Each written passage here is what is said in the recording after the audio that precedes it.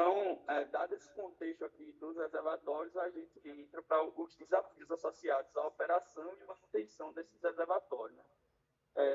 Como eu comentei anteriormente, a gente tem os reservatórios exercem o efeito de controle das cheias, né? Mas quando a gente ultrapassa, acontece algum evento que ultrapasse a capacidade de descarga daquele sistema extravasor, ou até mesmo a barragem não possua um sistema extravasor de emergência, e ocorra um evento em que ultrapasse a capacidade de reserva de volume naquela barragem, a gente pode iniciar um processo de galgamento. Né? E o processo de galgamento numa barragem ele é extremamente perigoso, principalmente em barragens de terra, porque ele desencadeia aqui processos erosivos que podem levar até o rompimento dessa barragem. Então, quando a gente olha o histórico de construção das barragens, né, uma das barragens mais antigas que a gente tem conhecimento, que foi localizada na região do Cairo, ela se rompeu a partir de um evento de galgamento. Então, a gente já vê que, naquela época, claramente não foi construído um vertedouro naquela barragem, um vertedouro de emergência, e aí essa barragem não suportou uma cheia e acabou rompendo devido ao evento de galgamento. E quando a gente olha um levantamentos realizados pelo iCode aqui, a gente tem que o galgamento ele causa cerca de 35% de todas as falhas de barragem. Né? Ele é o responsável por essas falhas. Então, é onde a gente entra aqui com estudos hidrológicos e hidráulicos para tentar, para fazer com que não ocorra esse tipo de situação, né, de rompimento devido ao galgamento. Então, aqui nessa figura, esquematicamente, a gente mostra o início de um processo de galgamento até o rompimento da barragem. Né? Então, no tempo aqui, houve um processo de chuva extrema, o trânsito de uma chuva extrema. Aqui, em 7 minutos, a gente inicia aqui o processo de galgamento e a gente já vê o início da formação do processo erosivo, em seguida o aumento desse processo erosivo, e aí a gente chega até levar o dique da barragem e formando o rompimento. Essa aqui é um caso real. A barragem era monitorada por câmera, uma barragem localizada na Alemanha. A gente tem aqui também o processo de rompimento da barragem devido à ocorrência de galgamento. E aqui o caso mais recente, né, vocês devem estar acompanhando as chuvas extremas e a calamidade pública que está acontecendo agora no Rio Grande do Sul. E a gente teve aqui a barragem 14 de julho, aqui, que foi rompida também devido à ocorrência de um galgamento. Né? Então, o sistema extravasor de emergência dimensionado para essa barragem ele não tinha capacidade de descarga suficiente para processar e transitar toda a cheia que ocorreu nos últimos dias, e aí acabou acontecendo um galgamento que desencadeou no rompimento da usina hidrelétrica 14 de julho. Então, a gente tem todos esses desafios, né, que estão associados ao período chuvoso. Basicamente, a gente controlar as cheias, tanto as cheias naturais que acontecem nos rios, quanto as cheias que transitam no reservatório. Né? O reservatório precisa ser capaz de transitar a cheia e ainda manter a sua segurança e a sua estabilidade estrutural para que não aconteça esse tipo de situação. Então, para isso, a gente utiliza sistemas extravasores, né? E eles são os dispositivos que são construídos para lidar com esses volumes excessivos de água, e eles são dimensionados de acordo com a ocorrência de eventos extremos de chuva. Então, uma grande incerteza no processo de dimensionamento desses extravasores é que eles são baseados em estudos hidrológicos e estatísticas, que levam em consideração a determinada probabilidade de ocorrência. Né? Então, a gente pega os dados de precipitação ou de vazão, a depender de como o estudo está sendo conduzido, né? E faz ajustes estatísticos para determinar a probabilidade de ocorrência daqueles eventos. A gente sabe hoje que, no contexto de mudanças climáticas, essa recorrência de eventos pode ser alterada, E aí, esse extravasor, que pode ter sido muito bem estudado e dimensionado para uma capacidade de descarga muito grande, com base no conhecimento que se tinha na época, a gente observa que pode acontecer de esses eventos extremos serem superados devido à ocorrência de mudanças climáticas. Então, esse é o grande desafio, né? Tentar diminuir as incertezas dos institutos hidrológicos e estatísticos para que a gente consiga dimensionar estruturas que sejam mais seguras.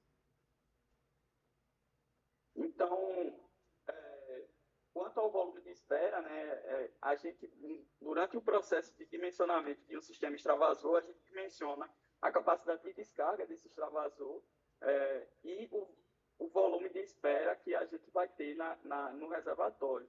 O volume de espera, ele está diretamente associado à capacidade de descarga. Então, se a gente tem uma maior capacidade de descarga, a gente, consequentemente, pode precisar de um menor volume de espera. E o contrário também é válido, né?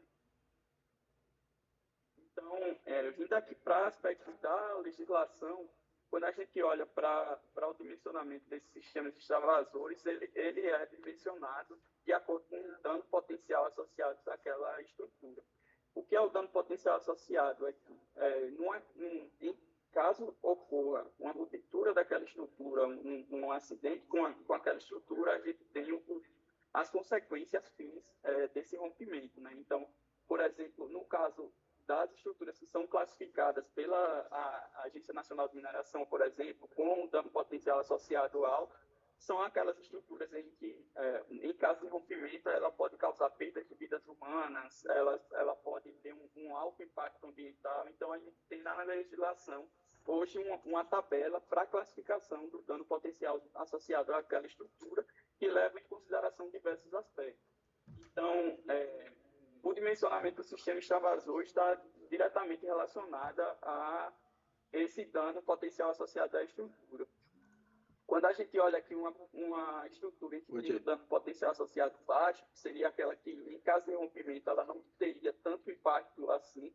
A gente não tem entendeu nada de retorno, né? Para a fase operacional do sistema extravasor, tem que comportar cheias com um período de retorno de 500 anos. Liga aí. Para média, 1.000 anos, para dano potencial associado ao seria um tempo de retorno de 10 mil anos. Quando chegar na aula aqui. E aí, a gente entra aqui na definição da PMP, que é a precipitação máxima provável, né, que é definida como a máxima altura pluviométrica que pode ocorrer em uma região quando considerada uma determinada duração. Então, basicamente, é como se a gente estivesse definindo aqui o limite físico do sistema meteorológico para acontecer uma chuva, né? A maior chuva que pode acontecer naquela região. Então, o que é que os legisladores estão querendo passar para a gente? É que para uma estrutura com um dano potencial associado alto, uma estrutura em que pode causar perda de vidas humanas quando a gente tem o seu rompimento, a gente tem uma tolerância zero ao risco de galgamento, já que a gente estaria considerando aqui a máxima precipitação que pode ocorrer na região. Sendo que isso aqui pode passar uma falsa sensação de segurança, né, quando a gente diz que uma estrutura é dimensionada para a PMP, porque os métodos para a determinação da PMP, eles não levam em conta as mudanças climáticas, e a gente sabe que os limites físicos para uma chuva eles podem ser alterados pelas mudanças climáticas, e esse é um dos grandes desafios da ciência hoje, da literatura técnica, saber como calcular essa PMP, porque não são métodos determinísticos, que considere as mudanças climáticas, né? Então, há uma boa vontade dos reguladores e de quem trabalha com barragem, né, de evitar ao máximo que aconteça eventos indesejados, né, de rompimento. No entanto, a gente sabe que pode ter os efeitos das mudanças climáticas. Hoje é uma das grandes incertezas que a gente tem para o dimensionamento dessas estruturas.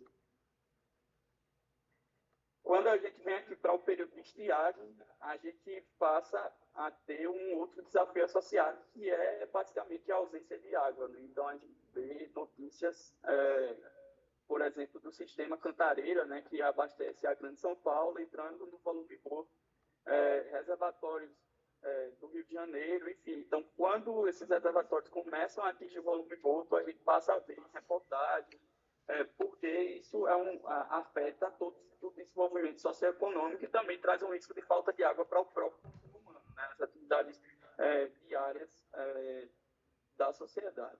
Então, esse é o principal desafio relacionado ao período de estiagem. E quando a gente entra nos períodos de estiagem, por exemplo, a gente tem normas e legislação para trabalhar com a alocação negociada da água.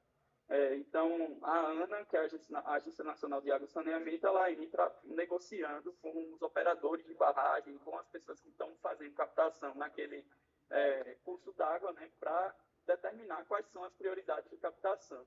Então, por exemplo, a gente tem uma alocação negociada aqui com base nas cotas medidas de um curso d'água, né? Então, e isso equivale também para um reservatório, pode ser definida a alocação negociada com base no nível que o reservatório é atingido. E aí, por exemplo, na faixa vermelha, a gente interrompe as captações, prioriza só o consumo humano, e aí tem toda a ordem de prioridade de captação conforme as faixas de alocação negociada, e essa alocação negociada é sempre uma negociação, feita até pelo termo, né, de alocação negociada. O Comitê de Bacia reúne todas as pessoas que exercem a captação naquela bacia hidrográfica e vão definir as prioridades de captação para esses períodos mais críticos de ausência de água.